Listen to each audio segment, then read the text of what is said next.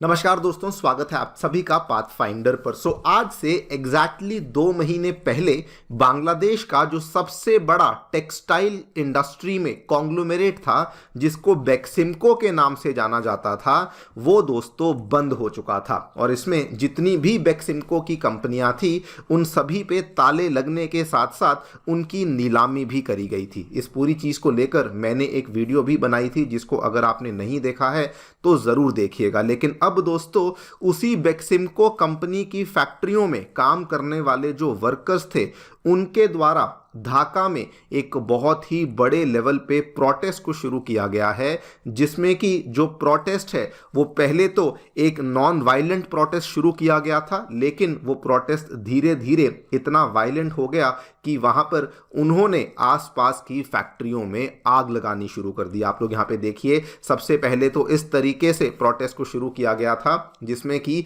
ये लोग केवल डिमांड कर रहे थे कि फैक्ट्रीज को दोबारा से रीओपन किया जाए। लेकिन जब सरकार ने इनकी डिमांड्स को नहीं सुना तो उसके बाद प्रोटेस्ट बहुत वायलेंट हो गए और उन्होंने उसी एरिया के आसपास की जो वहां पे कपड़ा कारखाने थे, उनको दोस्तों आग लगाना शुरू कर दिया। यहाँ पर आप देख सकते हैं कई सारी इसकी तस्वीरें सामने आई हैं। केवल वहाँ की फैक्ट्रियों में नहीं बल्कि आसपास के इलाकों में भी इस तरीके से जो धरना प्रदर्शन है वो शुरू किया गया, जो कि पहले तो नॉन वायलेंट था, लेकिन धीरे धीरे यहाँ पर ये प्रॉब्लम जो है ये बहुत ज़्यादा बढ़ चुकी थी। अगर मैं इसकी एग्जैक्ट लोकेशन की बात करूँ तो हमें बांग्लादेश में जो मैक्सिमम उनकी टेक्सटाइल फैक्ट्रीज़ हैं, ये दोस्तों उनकी राजधानी ढाका के सबर्ब्स में देखने को मिलती हैं। और ये वाली जो हमें प्रिसाइजली जो ये वाली घटना देखने को मिली है, ढाका का एक सबर्ब है जिसको गाजीपुर के नाम से जाना जाता है, वहीं पर हमें ये वाली डेवलपमेंट देखने को मिली है। और वर्कर्स की जो डिमांड थी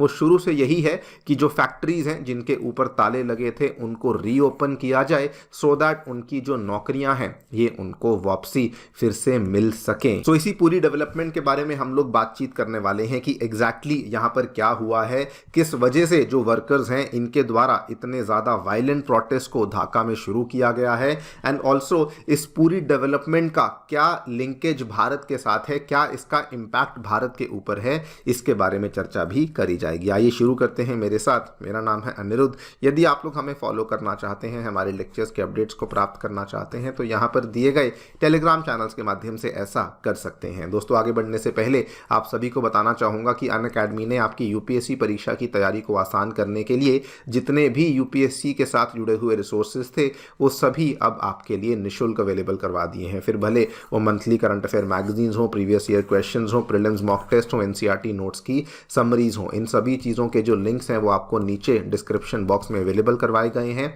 लेकिन उसके अलावा फिर भी कोई क्वेरी है, कोई भी आपको डाउट है, तो आप डायरेक्टली इस फ़ोन नंबर पे फ़ोन कर सकते हैं एंड हमारी टीम आपको हैप्पीली असिस्ट भी कर देगी। All right, so directly coming to the news, क्या देखने को मिला है दोस्तों। Like I told you in the beginning, ये वाला जो प्रोटेस्ट था, सबसे पहले तो ये वाले जो टेक्सटाइल वर्कर्स थे, ये कोई छोटी मोटी मात्रा में टेक्सटाइल वर्कर्स नहीं है। 40,000 से भी ज़्यादा टेक्सटाइल वर्कर्स हैं जिनकी जॉब्स यहाँ पे चली गई, बिकॉज जो बेक्सिमको नामक कंपनी थी उसको यहाँ पे सरकार के द्वारा बंद कर दिया गया था। और ये वाले जो वर्कर्स थे, इन्होंने पहले एक नॉन वायलेंट प्रोटेस्ट को शुरू किया। शुरुआत में तो इन्होंने जो यहाँ पर ये चंद्रा नबी नगर हाईवे है, इसको ब्लॉक करना शुरू किया था। ये वाला जो हाईवे है ये आपको वहीं पर गाजीपुर के बिल्कुल बगल में देखने को मिलता है, जिसकी वजह से वहाँ का जो ट्रैफिक था वो ऑलमोस्ट 7 घंटों तक बंद रहा। लेकिन जब ये वाला इनका जो प्रोटेस्ट था, जब सरकार ने इनकी मांगों को नहीं पूरा किया या फिर इनकी मांगों को सीरियसली नहीं लिया, तो इमीडिएटली उसके बाद ये वाली सिचुएशन जो है बहुत ज़्यादा एस्केलेट हो चुकी। एंड वहाँ पर जो प्रोटेस्टर्स थे, उन्होंने दोस्तों आसपास के जो कई सारी एरियाज थे उनको वहाँ पर जाकर के तोड़ फोड़ करना शुरू कर दिया। इनफैक्ट कई सारी आसपास की दुकानें भी थी जहाँ पर उन्होंने वहाँ पर जाकर के भी अटैक करना शुरू कर दिया। लेकिन उसके कुछ ही टाइम के बाद क्या होता है कि ऑलमोस्ट जब शाम का टाइम शुरू होता है, तो यही वाले जो बेक्सिमको के वर्कर्स थे, जो कि बहुत ज़्यादा गुस्सा हो चुके थे, इन्होंने आसपास में एक बहुत मेजर फैक्ट्री पड़ती है दोस्तों बांग्लादेश में, जिसका नाम था ग्रामीण fabrics and fashion limited in Kashimpur of Ghazipur. वहां पर जाकर के इन्होंने आग लगानी शुरू कर दी। आप लोग यहाँ पे देखिए, ये शाम को 6:30 बजे के आसपास की घटना है कि ये लोग पहले फैक्ट्री के अंदर घुसे और उसके बाद इन्होंने फैक्ट्री को आग लगानी शुरू कर दी। एंड ऑब्वियसली चूंकि कपड़ा फैक्ट्री थी तो वहां पर जो ये वाली आग थी ये बहुत ज़्यादा तेजी से फैलना भी शुरू हो चुकी थी। आप लोग यहाँ पे देखिए कि किस तरीके से ये वाला जो यहाँ पे तोड़फोड़ हुई है ये केवल फैक्ट्रियों में नहीं बल्कि ये आसपास के एरियाज में भी इनको अब देखने को हमें मिल रही है।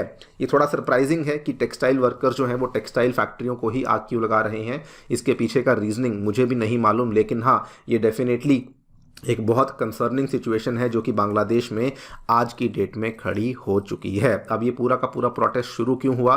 Like I told you in the beginning दोस्तों, असल में क्या हुआ था, दिसंबर महीने की शुरुआत में बांग्लादेश का जो सबसे बड़ा टेक्सटाइल कॉन्ग्लोमेरेट था, मान के चलिए जैसे हमारे भारत में रिलायंस है दोस्तों, वैसे वहां पर जो उनका सबसे बड़ा कॉन्ग्लोमेरेट था बेक्सिमको के नाम से, कपड़ा सेक्टर की बात कर रहा हूं, उसमें दोस्तों जितनी भी उनकी फैक्ट्रियां थी उनको सरकार ने बंद करने की घोषणा कर दी थी। आप लोग यहां पे देखिए 6 दिसंबर की खबर है, गवर्नमेंट ने कहा था कि 32 बेक्सिमको कंपनियों को तो सेल पे लाया जाएगा और उसके अलावा इन्होंने कहा था कि 136 जो कंपनियां हैं इनको लमसम हम लोग शट डाउन कर देंगे। यानी कि मोटा मोटा 170 के आसपास कंपनियां थी जो कि बेक्सिमको के अंतर्गत आती थी, जिसमें से अधिकतर तो बंद कर दी गई थी एंड कुछ के ऊपर यहां पर कहा गया था कि इनको जल्दी ही इनकी नीलामी करी जाएगी। और ये वाली जो बेक्सिमको कंपनी है, like I told you, Bangladesh की केवल टेक्सटाइल सेक्टर में नहीं, ओवरऑल भी उनकी one of the largest companies में से एक आती थी। इसकी सिचुएशन इतनी ज़्यादा बिगड़ चुकी थी कि बेक्सिमको के कई सारा जो पैसा जो कि बैंकों से इसने उधार लिया हुआ था उसमें से 19,507 करोड़ टका के जो लोन्स थे उनको बैड लोन्स डिक्लेयर कर दिया गया था। 3400 करोड़ के आसपास के जो लोन्स थे उनको ओवरड्यू डिक्लेयर कर दिया गया था, जिसको कि कहा गया था कि जल्दी ही ये एनपीएस बन जाएंगे। एंड इसीलिए सरकार ने कहा कि हम लोग इस फैक्ट्री को या फिर बेक्सिमको के पूरे कॉन्ग्लोमेरेट को अब चलने की इजाज़त नहीं दे सकते हैं। यही मेन रीज़न है जिसकी वजह से दोस्तों ये वाले जो वर्कर्स थे इन्होंने यहाँ पर अपना धरना प्रदर्शन शुरू किया था। वैसे आपको बता दूं कि ये वाला जो प्रोटेस्ट है ये ऐसा नहीं कि डायरेक्टली इन्होंने वायलेंट प्रोटेस्ट करना शुरू किया। पहले इन्होंने 21 दिसंबर को भी प्रोटेस्ट को शुरू किया था, वहाँ पर भी लॉ इन्फोर्समेंट ने टीयर गैस का इस्तेमाल किया, रबर बुलेट्स का इस्तेमाल किया। उसके बाद 14 जनवरी को इनके द्वारा 11 किलोमीटर लंबी एक ह्यूमन चेन बनाई गई थी, वहाँ पर भी प्रोटेस्ट को ऑर्गेनाइज किया गया था। लेकिन अब जब सरकार ने इनकी किसी भी प्रोटेस्ट में नहीं मानी, यही रीज़न रहा था कि ये वाला जो लेटेस्ट प्रोटेस्ट हुआ है ये वायलेंट प्रोटेस्ट हुआ। एंड यहाँ पर इन्होंने दूसरी जो टेक्सटाइल फैक्ट्रीज हैं उन्हीं को आग लगानी शुरू कर दी एंड आसपास एरियाज में जाकर के भी इनके द्वारा तोड़फोड़ को करना शुरू कर दिया गया था।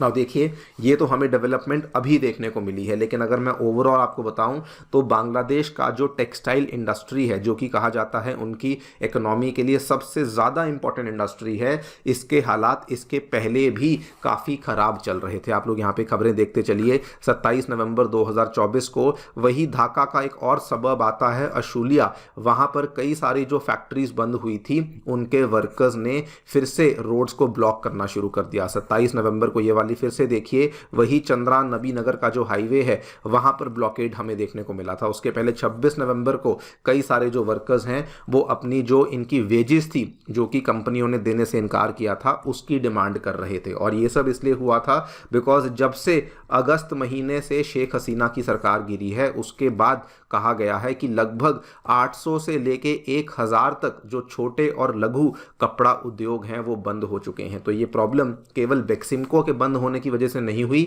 उसके पहले भी हमें इस तरह की प्रॉब्लम्स बांग्लादेश में देखने को मिल रही थी, जिसका अभी तक नहीं लग रहा है कि कोई भी इलाज बांग्लादेश की गवर्नमेंट या यूनिस गवर्नमेंट के द्वारा किया जाएगा, बिकॉज अभी भी जो ये प्रोटेस्ट हैं ये लगातार वहाँ पर देखने को मिल ही रहे हैं। खैर, इस पूरी की पूरी डेवलपमेंट का फायदा और इम्पैक्ट भारत के ऊपर बहुत ही पॉजिटिव तरीके से पड़ रहा है, बिकॉज अगर आप देखें हमारे जितने भी यहाँ पर टेक्सटाइल यूनिट्स थे, टेक्सटाइल के हमारे जो जो रीजन्स थे जैसे कि तमिलनाडु में तिरुपुर हुआ, पंजाब में लुधियाना, गुजरात में सूरत हुआ, इन सब एरियाज में सडनली जो ऑर्डर्स हैं वो भारी मात्रा में आना शुरू हो चुके हैं। अगर आप तिरुपुर को लेकर देखें, सेपरेट रिपोर्ट सामने आई थी, बताया गया था कि तिरुपुर का जो टेक्सटाइल इंडस्ट्री है वहां पर बहुत मोटे लेवल पे रिसर्जेंस देखने को मिला है, all thanks to Bangladesh. Similarly Uttar Pradesh में कहा जा रहा है कि 10,000 करोड़ की इन्वेस्टमेंट होगी एंड ये भी सब बांग्लादेश की वजह से ही हो रहा है। एंड सूरत को लेकर तो यहां तक कहा गया है कि सूरत की जो इंडस्ट्री है जहां पर मेनली आपको कपड़ा बनाने के लिए रॉ मटेरियल मिलता है, अभी कहा जा रहा है कि सूरत की जो इंडस्ट्री है वो आने वाले टाइम में शायद रेडीमेड गारमेंट्स को भी बनाना शुरू कर देगी, बिकॉज बांग्लादेश के पास जो कैपेबिलिटी है वो इस चीज़ की काफ़ी ज़्यादा कम हो चुकी है। यहाँ पर आप देखिए इस चीज़ को लेकर भी रिपोर्ट सामने आई है कि उनका जो गारमेंट सेक्टर है वो डायरेक्टली 20 से 25% तक की ग्रोथ वहाँ देखने को मिल सकती है। देखते हैं क्या होता है, ये भी देखना इंपॉर्टेंट होगा कि किस तरीके से बांग्लादेश की सरकार अपने टेक्सटाइल उद्योगों को यहाँ पे मैनेज करती है। आपकी क्या राय है डेफिनेटली बताएं कमेंट सेक्शन में। Thank you so much for listening, stay tuned and